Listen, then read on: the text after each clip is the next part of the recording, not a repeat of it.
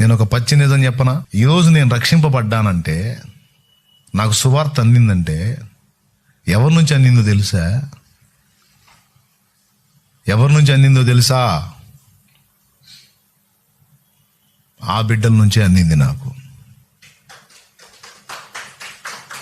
నాకు బాప్తిస్మం ఇచ్చినోడు అతనే, నాకు భక్తి నేర్పినోడు అతనే, నాకు ఉపదేశం నేర్పినోడు అతనే, నాకు దైవిక ప్రేమను చూపినోడు అతనే. దళిత బిడ్డలు. ఈరోజు ఆంధ్రప్రదేశ్లో మాత్రమే కాకుండా భారతదేశంలో చాలా చోట్ల సువార్త వ్యాప్తి జరిగింది అంటే అందులో ప్రధాన భూమిక పోషించింది ఎస్సీలే.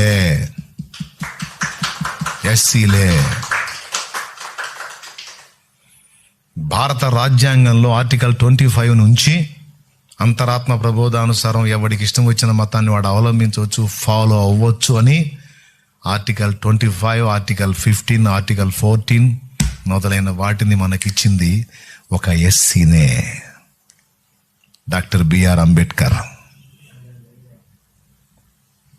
ఖచ్చితంగా వాళ్ళకి నష్టం జరిగితే అది సంఘానికి నష్టం జరిగినట్టే. దళిత బిడ్డలకు అన్యాయం జరిగితే